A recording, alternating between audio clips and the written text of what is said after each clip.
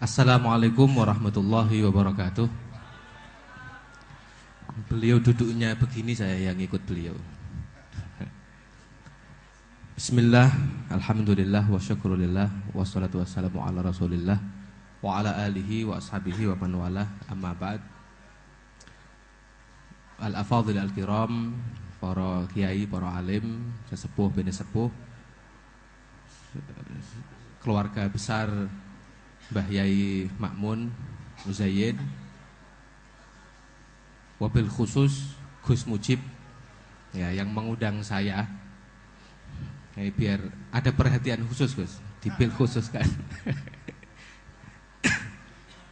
Segenap guru, segenap yang hadir, para bapak, para kakak, para pakde, para ibu, bude, bule, adik-adik sekalian, putra dan putri yang dirahmati oleh Allah Subhanahu wa taala. Saya pengennya itu niru Bang Anis, ngomong kesana kemari itu enak tanpa sekat dan seperti nggak ada larangan dari luar. Wah ini, tapi tak pikir-pikir lagi saya nggak akan bisa seperti beliau, karena beliau sudah dinyatakan lulus berguru.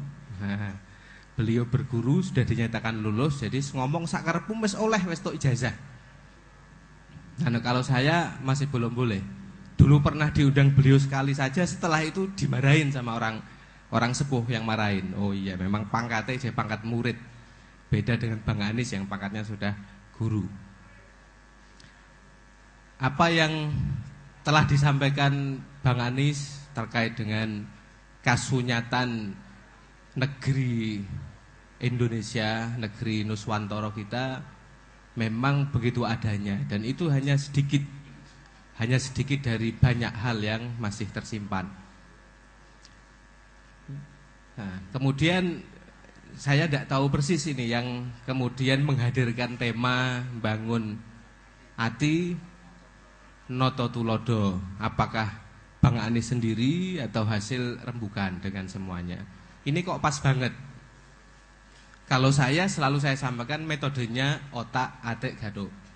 Apa yang kita pikirkan bisa ketemu akal, dimasukkan ke ati, atik, ya berarti gaduk.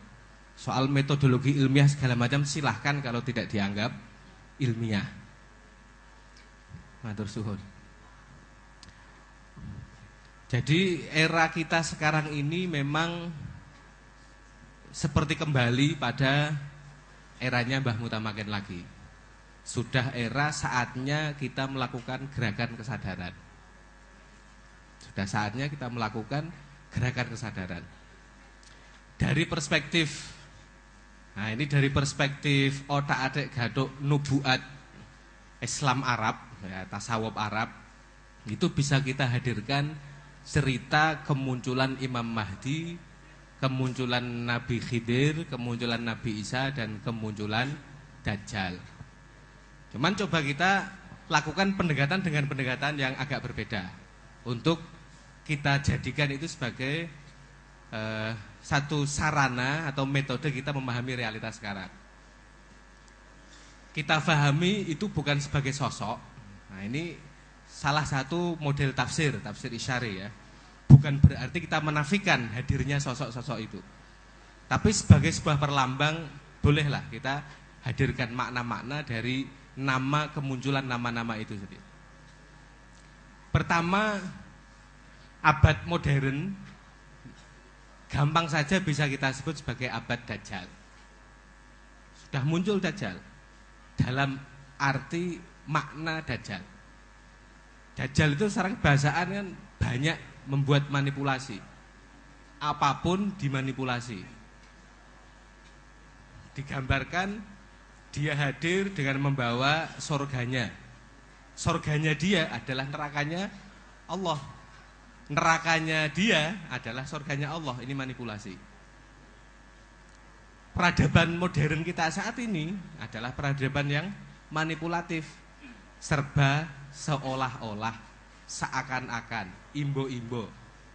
Seakan-akan jadi pemimpin. Ya entah itu bupati, entah itu gubernur, seakan-akan. Yang pemimpin seharusnya melayani, tapi justru dia minta dilayani. Yang seharusnya membuat kaya tapi dia mencari kekayaan sendiri. Maka ada beda sekarang antara wali kota dan wali kampung. Kalau wali kota rata-rata sugih-sugih. Wali kampung, nah, wali kampung rata-rata miskin-miskin. Nah, ini salah satu perbedaan. Kalau dulu dunia kewalian nggak ada pemetaan wali kampung, wali kota nggak ada. Nah, monggo.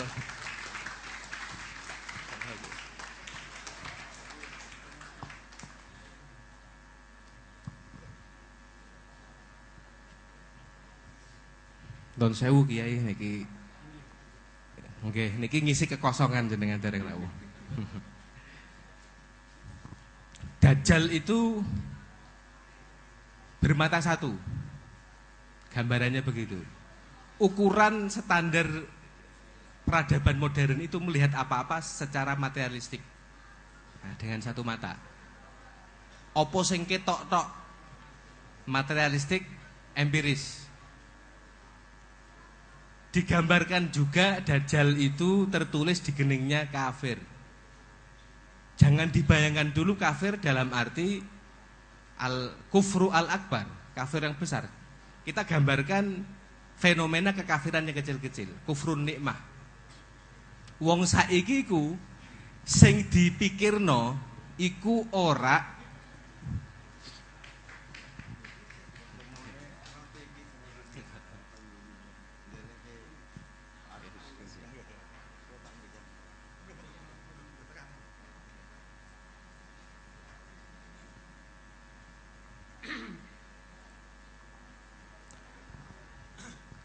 kufrun nikmah. Jadi tidak bersyukur. Sing dipikirno kuwi ya gak apa sing wis diwehno Gusti Allah. Gusti Allah wis aweh aku apa tak kembangne. Wis aweh aku pikiran sing duwe potensi kecerdasan luar biasa. Wis aweh ati sing jenenge kalbu. Sing cara tembungi hadis, kalaupun di alam semesta ini ada wadah yang mampu mewadahiku, kata Allah, ya hatinya seorang mukmin. Ini kan potensi anugerah yang luar biasa. Ora dipikirno, mikirno ne perkara sing durung diwehno. Nah ini namanya kufrun nikmah. Sing wis ana ora dipikirno. Yang sering saya pakai contoh, bojo sing wis ana omah ora patek dipikirno, dikelelerno, mikir golek bojo maneh, iki gak syukur. Ya cara berpikir dajali. Beda nek sing omah wis dipikirno sampai ora kuat nglayani, lah beda maneh. Cocok. Gus Mujib wantun, Gus. Wonten Mbak Yana ndak berani. Tapi paling nanti kalau 4 mata minta konsepnya beliau. Mazhabnya piye kan gitu. Oke. Wong para guru orang duwe laptop. Padahal udah punya pena, udah punya komputer. Mikire, nek aku duwe laptop, ya mestine kerjaanku ndang cepet beres. Jadi selalu berpikir sesuatu yang belum dianugerahkan itu dikejar-kejar. Nah, ini kan berpikir dajali. Fenomena munculnya konsumerisme dengan tadi disebutkan iklan, bahwa kebutuhan kita itu sebetulnya diciptakan. Kita sedang disetting oleh kepentingan kapitalis untuk merasa membutuhkan hal-hal yang sesungguhnya tidak kita butuhkan. Bagian dari konsep kufur nikmah, pemikiran dajali. Makanya dajjal itu simbolnya kafir. Dan berbagai macam teknik-teknik sulapan yang instan. Dajjal itu digambarkan dia ketika jalan ada daerah yang tidak tertumbuhi tanaman, disulap, tumbuh. Oh, ada danau kering-kering. Begitu seterusnya. Artinya teknik-teknik sulapan instan. Nah, ini semua peradaban dajjali yang sudah muncul. Mengiringi munculnya peradaban dajjali ada gerakan kesadaran yang disimbolkan dengan munculnya Al-Mahdi. Al-Mahdi gerakan kesadaran, gerakan tarekat-tarekat segala macam. Tapi Al-Mahdi masih belum mampu mengalahkan Dajjal. Ketika gerakan kesadaran hanya berhenti di surau-surau, di lembaga-lembaga tarekat tanpa ada wujud pergerakan sosial, pergerakan kembali ke alam, pergerakan rahmatanil alamin yang diwujudkan dalam bentuk langkah-langkah yang lebih nyata ke masyarakat. Maka Al-Mahdi tidak mampu. Seiring dengan gerakan Mahdi muncul juga gerakan Khodir. Khodir itu kan hijau. Kita sudah mengenal belakangan muncul gerakan Go Green. Ya, gerakan Go Green. Ini gerakan Khodir. Tapi rata-rata kelompok penggerak kembali ke alam ini murni juga hanya untuk pikiran yang sifatnya sekuler, dalam arti memisahkan antara dia dengan kehidupan ukhrawi, tidak berbasis ketuhanan. Jadi ada gerakan Mahdi di satu sisi, gerakan kesadaran berbasis spiritual kembali ke Tuhan, tapi tidak diimbangi gerakan sosial, gerakan kealaman. Sisi lain ada gerakan Khodir, gerakan kembali ke alam, perhatian pada lingkungan, tapi tidak berbasis ketuhanan.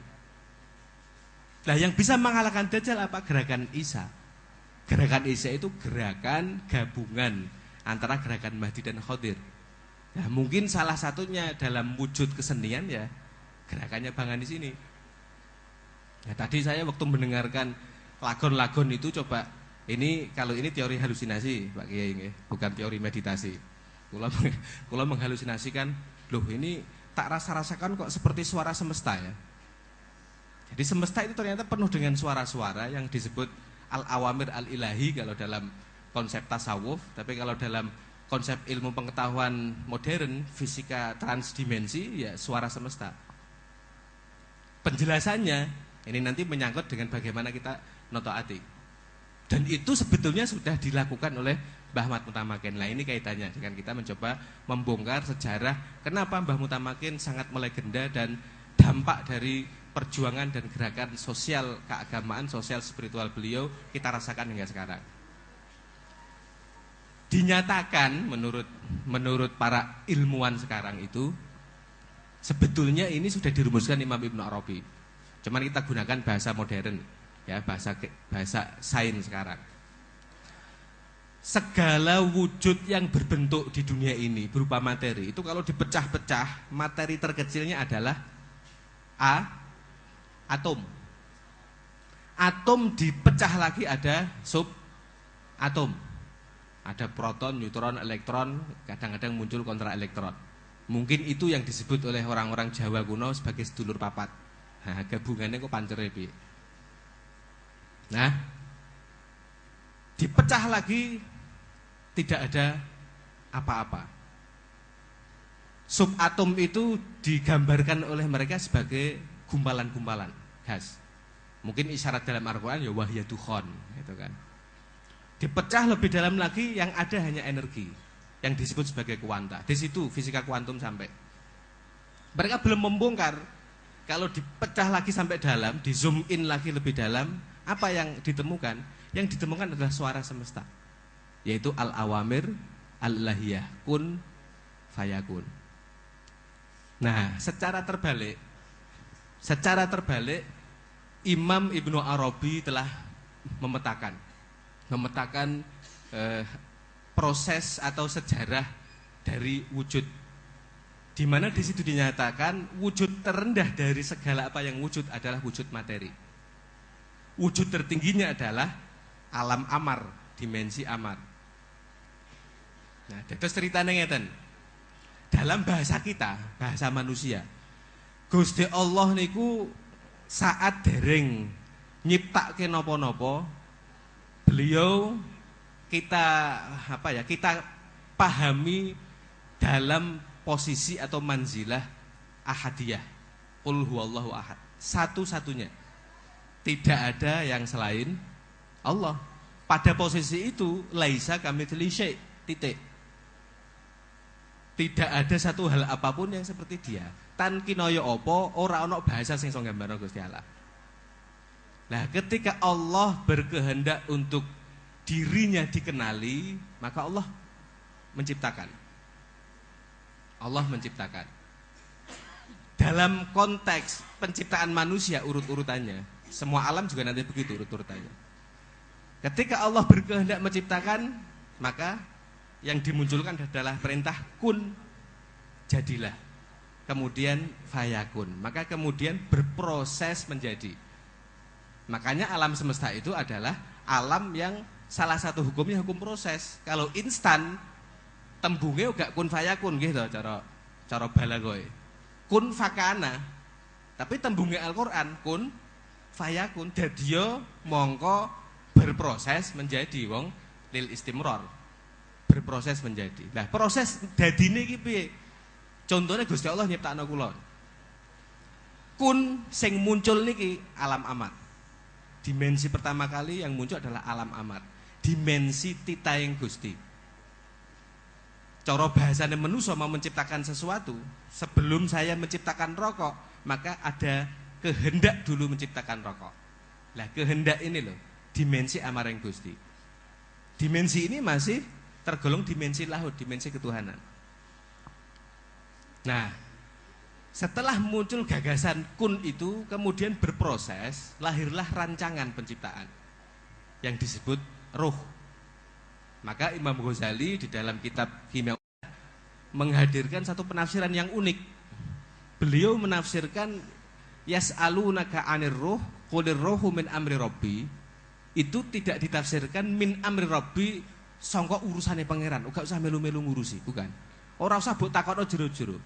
Tidak ditafsirkan seperti itu sebagaimana tafsir yang umum kita pahami. Beliau menjelaskan, katakan Muhammad bahwa roh itu muncul. Jadi minnya min lil ibtida, bukan min lil tabi'id.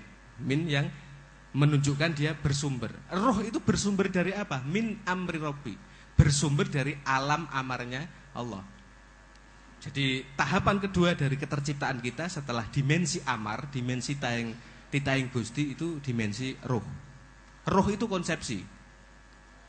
Maka kenapa malaikat Jibril juga disebut ar-ruh al-amin? Sebab dia membawa wahyu, membawa konsepsi. Kenapa Lailatul Qadar itu yang turun juga roh? Di situ ada konsepsi yang dimungkinkan hadir untuk mengedit beberapa konsepsi yang sudah tertulis. Nah, jadi hal-hal yang berkenaan konsepsi itu sebutannya roh. Ini juga pemahaman tafsiran yang agak jarang kita dengar. Roh. Lah roh sendiri memiliki tiga sisi, ya, tiga dimensi roh. Ada ruhul wujud, tegese rancangan tentang ontologis. Ya. Kemudian ada ruhul hayah. Rancangan tentang bagaimana orang itu menjalani kehidupannya saat dia ada. Nah, perjalanan kehidupan, ruhul hayah, daya hidup. Kemudian juga ada ruhul idrok. Ruhul idrok adalah daya tahu, daya pengetahuan. Daya tahu itu enggak hanya dimiliki oleh manusia. Semua ciptaan Allah berjiwa dan dia punya daya pengetahuan. Cuman kapasitasnya rendah, tidak seperti kapasitas manusia. Ini dimensi kedua, ya, ruh. Setelah berproses menjadi ruh, ini akhir dari alamul amri. Isyarat dari ayat Al-Qur'an, ala lahul khalqu wal amru. Tabarakallahu rabbul alamin. Alam amar, kemudian ada al-khalq. Pertama kali muncul ciptaan dari proses rancangan-rancangan energi itu munculnya yang disebut nafas nuroniyah. Nafas yang berupa cahaya. Ini sudah mulai wujud tubuh, ya, wujud raga tapi raga halus. Raga cahaya. Makanya setiap diri kita memiliki lapisan raga halus yang berupa tubuh cahaya. Nafas nuroniyah. Nah, nafas nuroniyah itu bawaannya damai, rasanya damai, adem, tentrem, ayem, damai, berkerahmatan segala macam. Maka disebut nafas mutmainnah. Lah, ketika partikel-partikel cahaya ini memadat, nah ini menggunakan bahasa ilmiah, maka dia akan menjadi gas. Disebutlah tubuh gas. Nah, ini levelnya nafas hawaiyah. Jadi nafsu-nafsu sing bangsa hawa, bangsa plasma, bangsa udara, bangsa plasma. Ya, sing diarani sedulur papat itu dari jenis nafas-nafas ini. Ada yang menggunakan istilah pertama nafas amarah, yaitu nafsu keakuan, tentang keakuan diri kita. Ono nafsu mulhimah atau nafsu zakiyah atau nafsu sofiyah. Itu nafsu kehadiran. naluri dalam jiwa manusia yang mendorongnya untuk selalu merasa hadir di tengah-tengah komunitasnya. Dia tidak tahu terdorong untuk tahu. Ada yang sakit terdorong untuk menjenguk, untuk berbagi. Ada yang butuh dikasihani terdorong untuk mengasihani. Ada yang patut untuk dicintai, dia mencintai, dan seterusnya. Ini nafsu kehadiran. Kemudian juga ada nafsu lawamah, nafsu perasaan, olah ali eroso. Gampang seneng, gampang susah, gampang kecewa, gampang apa segala macam. Kemudian juga ada nafsu syahwah, nafsu kepuasan, nafsu kesenangan. Nah, ini nek cara Jawa sing disebut sedulur papat. Nek digendel kalau 5 pancer, nafsu mutmainnah tubuh cahaya, ya wis dadi klop. Iso munggah nek gone dimensi lahut, dimensi rohnya sendiri tadi. Baru setelah itu, ketika tubuh plasma ini memadat, jadilah wujud materi. Makanya nek cara tembung manekung atau meditasinya orang-orang zaman dulu kuwi ditata. Manekung itu atau meditasi diawali teko among rogo. Bahasa kerennya meditasi atomik. Nah, meditasi pada dimensi atom kita, materi kita, jasad. Sing niku terus saya dibagi-bagi. Kuwi iki cerita sik wae, cerita teori sing tertarik mengke kursus secara khusus sama Pak Kiai. Ini saya kan tukang cerita, kalau tukang ijazah dan tukang pelatih beliau. Ben tertarik dhisik. Nah, manekung among rogo. Nah, ini meditasi atomik. Meditasi atomik ya macam-macam, terbagi-bagi lagi. Nek meditasi atomik kuwi unsur-unsur fisik kita ada dari apa? Air, udara, api, tanah. Misalnya air sering disimbolkan dengan apa? Dengan darah yang ada dalam tubuh kita. Makanya ya kudu dikirno darah. Darah paling enggak yang membagi darah besar kita ada 4. Nek darah merah berarti dikiri ono jantung. Wong pusate darah merah ki ono jantung. Iya. Dimong, rogonane dimong, dingerteni, disyukuri tegese ben gak koyo mikire dajal. Awake dhewe awet cilik lahir precet wis duwe geteh. Sampai semene gedine gak pernah mate kaya getih dhewe.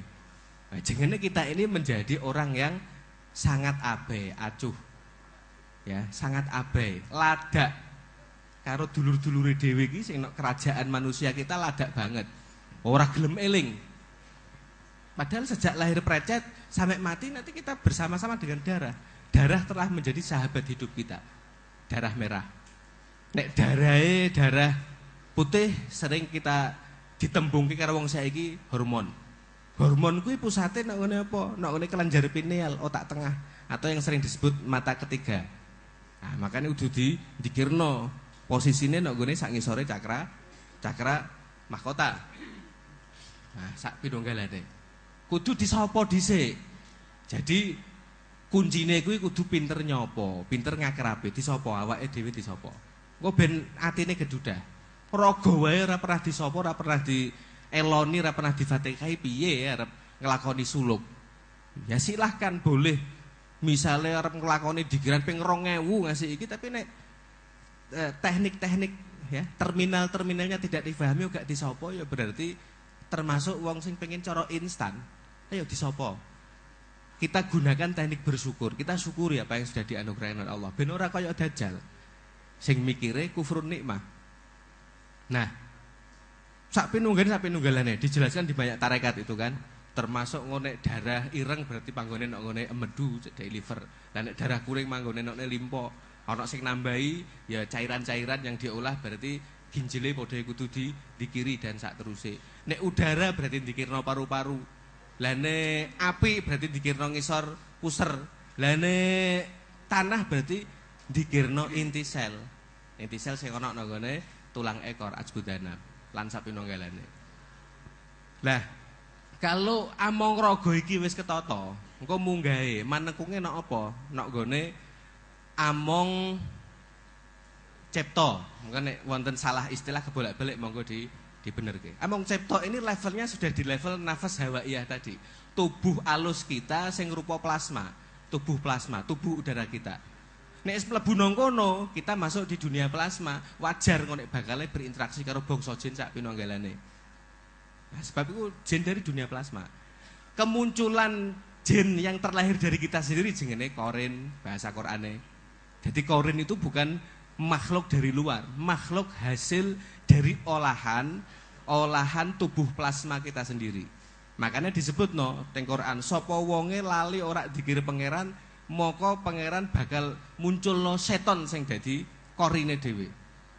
Lah ketika 4 saudara kita itu yang membentuk wujud tubuh plasma kita, gak di mong, gak di fatihai, gak didongakno, gak diakrabi, gak ditoto, diajak eling marang pangeran, ya dadine muncul korin setan. Tapi nek apik muncule korin sing apik. Ana korin sing apik. Jadi iso wae sing jenengan temoni, misalnya ana simbah utawa sapa ketok-ketoken, nah itu bisa jadi yang muncul itu adalah korin. Korin dari hasil olahan tubuh plasma sendiri. Lah nek iku wis ditata, kertas carane ben iso mbukteno dhewe, ya tanya sama beliau nanti Pak Kiai. Karena beliau melakukan banyak penelusuran sejarah itu. Nah ini rada buka kedek nggih Pak Kiai.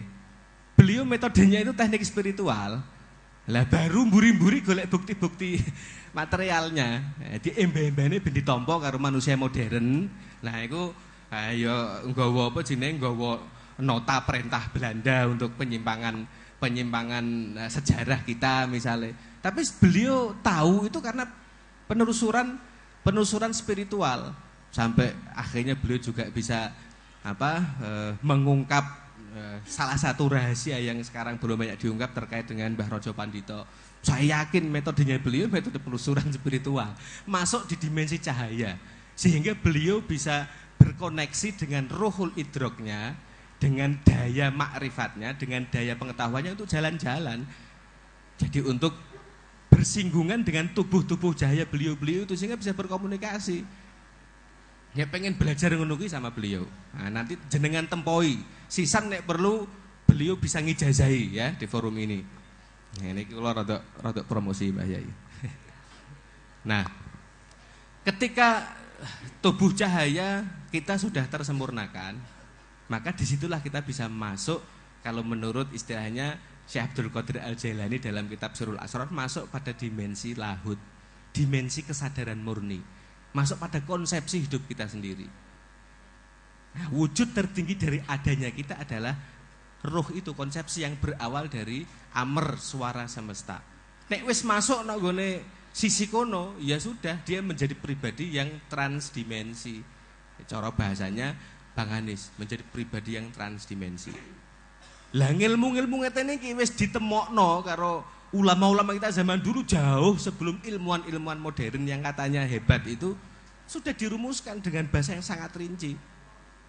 Jadi saiki iku mau emba-embane menghadirkan alasan-alasan sing lebih empirik koyok-koyok. Padahal empirik bagaimana juga mereka membuktikan suara semesta itu imajinatif. Itu imajinatif. Ya dalam bahasa penelitian yaitu dianggap sebagai model lah, model. Jadi gambaran dari imajinasi mereka.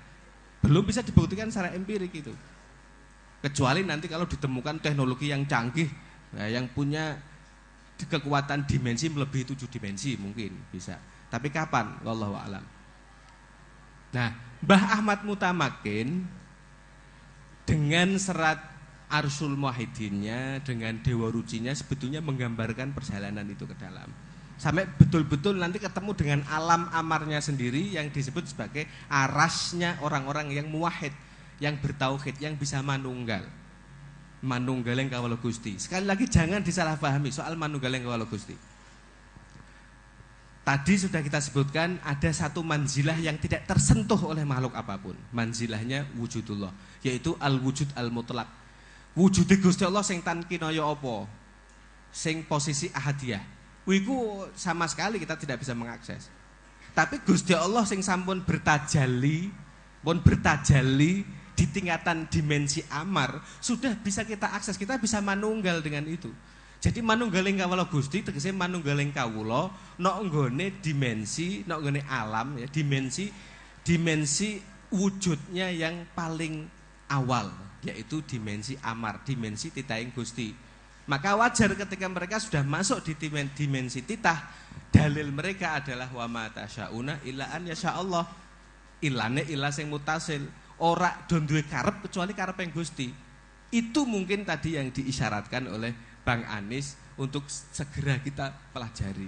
Sehingga kita hadir di bumi ini sebagai manusia yang mampu melihat dengan cara Allah melihat.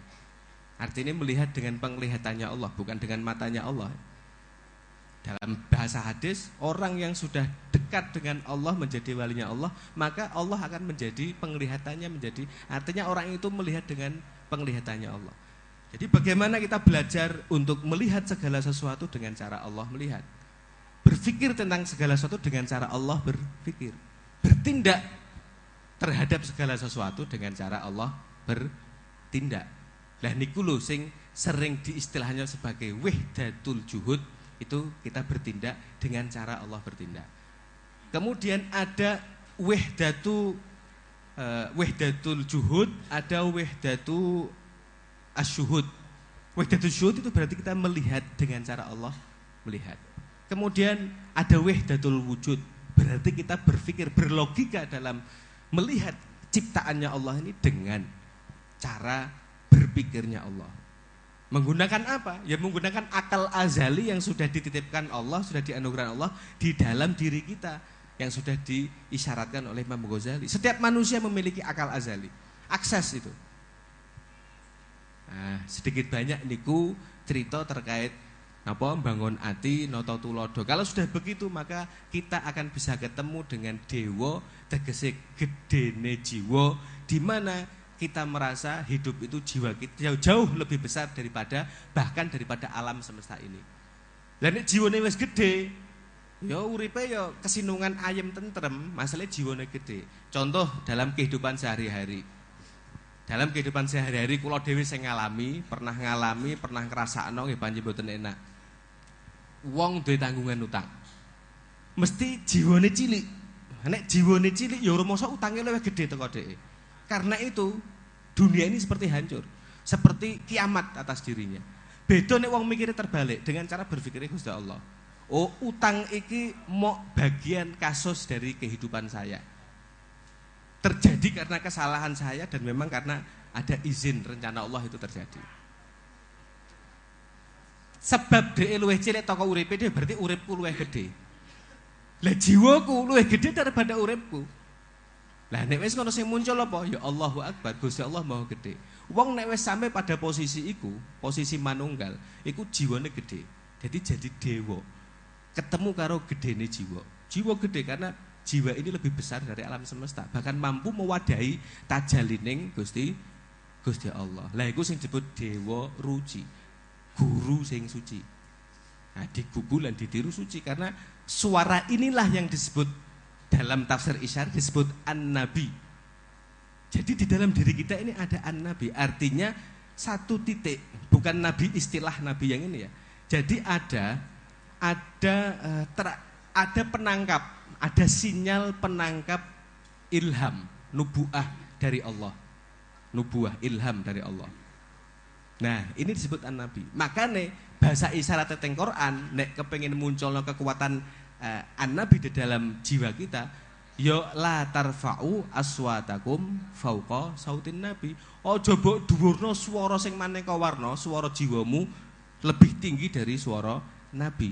Nabi dalam arti tafsir Isyari, nabi sing ana nek nggone jero atimu iki, sing iso ngadahi titaing Gusti, kandhane Gusti kuwi besarkan suaranya.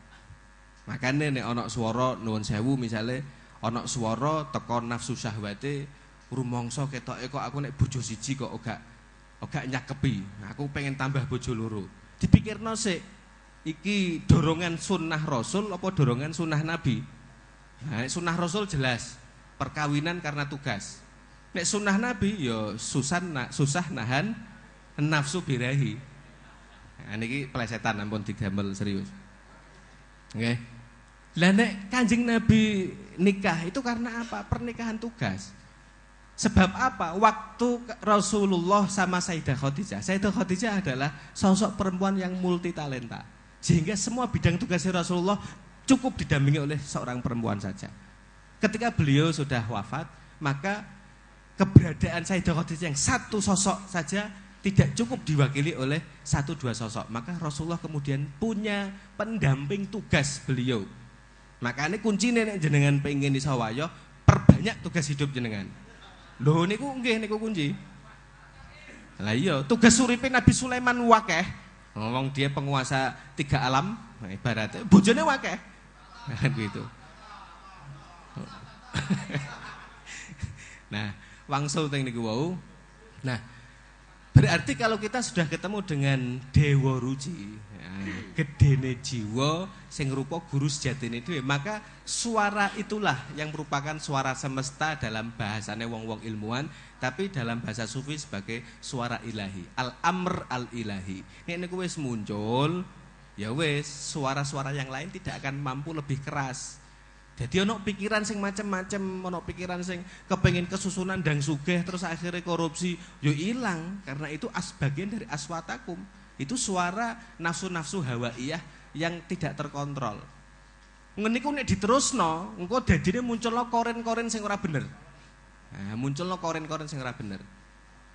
Jadi koren kuwi gak teko makhluk yang diciptakan sendiri, jin bukan, koren memang dari kita sendiri. Nggih, kula kinten cukup nikurin sebagai pengantar. Kalau ada yang tertarik untuk mempelajari itu, langsung silahkan minta waktu beliau, sowan ke rumah beliau untuk minta diajari yang kira-kira tidak instan sih tidak ya, tapi yang akselerasi gitu. Nek zaman awake dhewe iki kok kon nglakoni kaya wong tua-tua mbiyen nglakoni, leren poso ping pira, leren tirakatan, durung ketemu durung bar mati dhisik. Nah, urung kober nata-nata bangsa, nata-nata negara. Nah, sak mangke niku kula angsal bocoran Pak Kiai. Ketika ziarah kemana-mana itu banyak leluhur itu bercerita. Saya tidak tahu ini halusinasi apa-apa. Diceritakan, wis kandhaknono karo wong kabeh, bangsa Indonesia aja do cilik ati. Leluhur, anane leluhur ora leluhur Nusantara tok.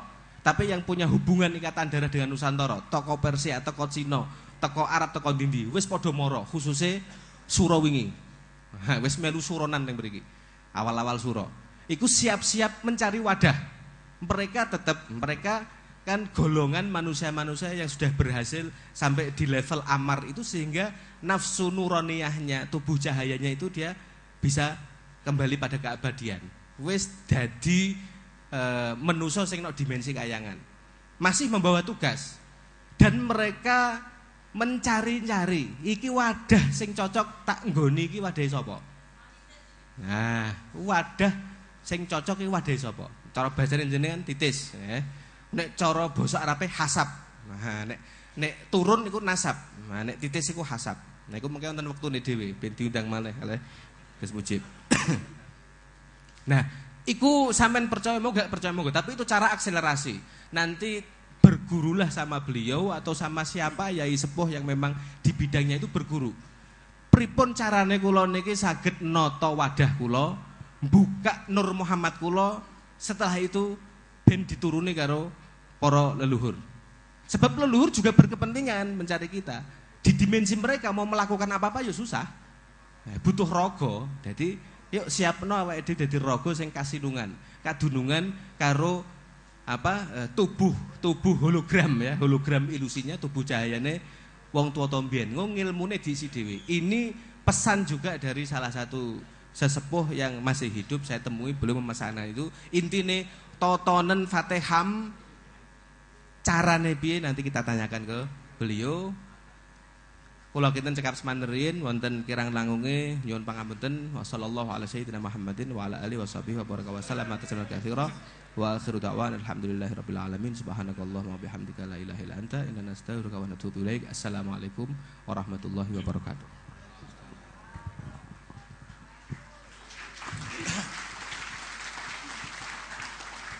Ya. Tampaknya kita sudah agak menukik dalam ya. Teman-teman, begini.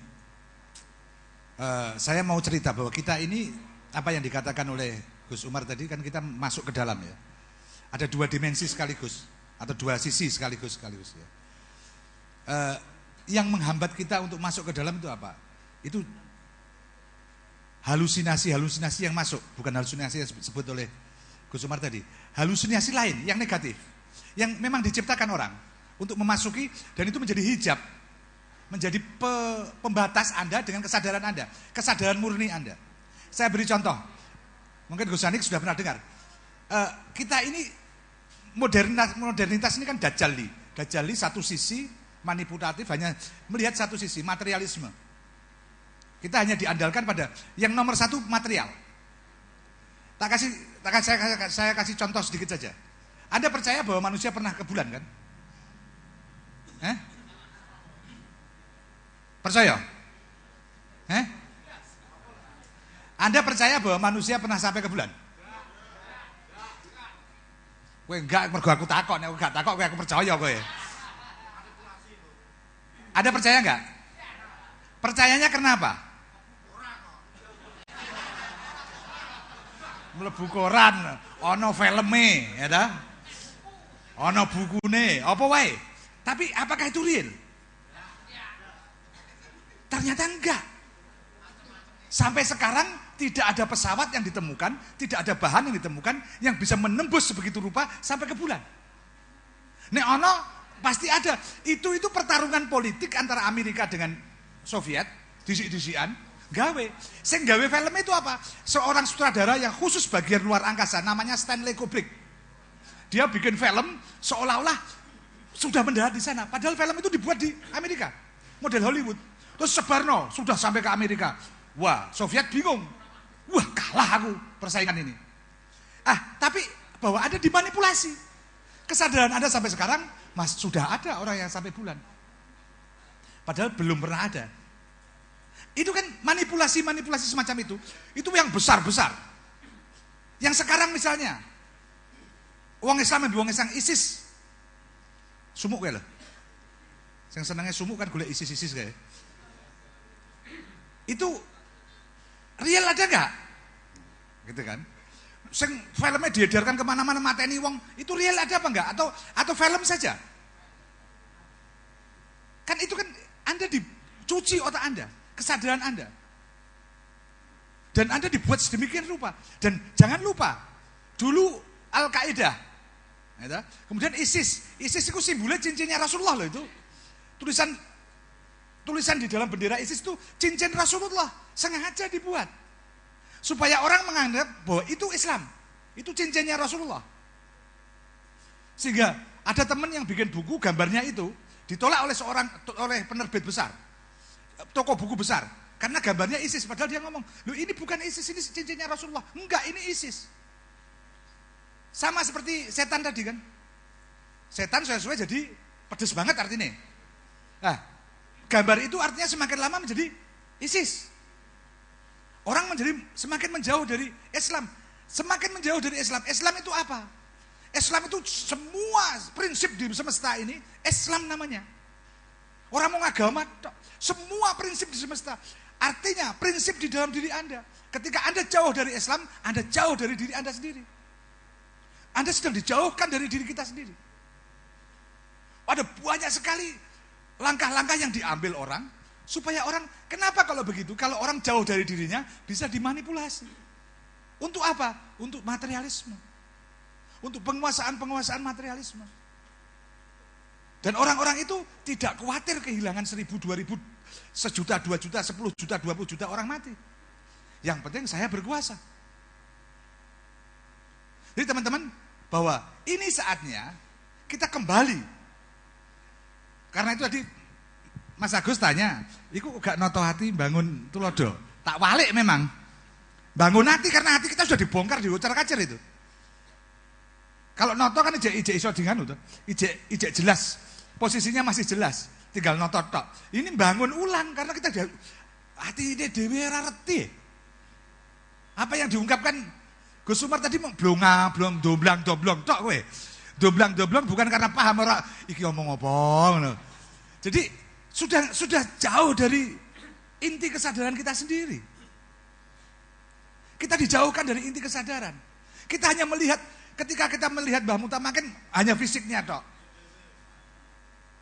Kita lupa bagaimana beliau berjuang, bagaimana tingkatan beliau sampai berjuang ke dalamnya itu. Waduh, itu hilang. Kaya instan wes sudah di ngono tok. Perjuangan beliau sekian puluh tahun, waduh, itu luar biasa. Dan beliau difitnah habis-habisan, dan beliau tenang saja. Hari ini kita difitnah sedikit, ngamuknya orang karuan. Koyok-koyok kita mewakili Islam, padahal kita Islam aja belum ya. Kita ini mencoba menjadi Muslim. Apa wis Muslim tenan? Durung. Kok wis ngafir-ngafirna wong pisan? Kita sendiri belum Muslim, kita sudah ngafir-ngafirkan orang. Lucu ini kita ini. Jadi teman-teman, bahwa sekarang kita semua dikuasai dari situ. Tadi Gus Umar ngomong soal Al-Mahdiyah sama Al-Khidiriyah yang hijau. Al-Mahdiyah yang memberi petunjuk. Tapi sekarang kita itu setiap apa yang diciptakan manusia akan dipegang mereka. Di banyak tempat saya ngomong, hati-hati kita membuat lembaga. Lembaga apapun ketika besar, posisinya tinggal dua. Saya rangkul atau saya habiskan. Ikut saya atau habisi. Artinya, lembaga-lembaga sekarang yang besar di dunia ini, di Indonesia ini, pasti sudah dikuasai mereka. Pasti. Gerakan apapun yang sampai besar-besar di koran, pasti sudah dipegang mereka. Ini hanya permainan saja, permainan pion saja. Jadi, wis ora percaya aku karo aktivis-aktivis, karo sok orang yang ini pluralisme, wis enggak percaya. Itu sudah bayaran semua. Golek bukti, ayo bareng-bareng golek bukti enggak percaya. Tak dono bukti-bukti nih kok. Jadi, ayo kita mandiri, berdaulat. Kue sugeo, tuku tanah seakeh-akeh, neng wakafke. Supaya Indonesia tidak dipegang orang lain. Ayo beli tanah yang banyak, bikin pesantren. Bikin lembaga-lembaga untuk masyarakat. Jangan miskin. Kaya, tapi kaya yang jelas arahnya. Supaya kita tidak diinjak-injak terus. Sekarang saya tanya, ada ke luar negeri, ada dihargai orang? Dari mana? Indonesia. TKW. Singapura malah ada mau menawar, Melayu ya, kok Melayu tenang gue malah. Jadi udah, kita sudah menjadi sangat rendah. Kenapa?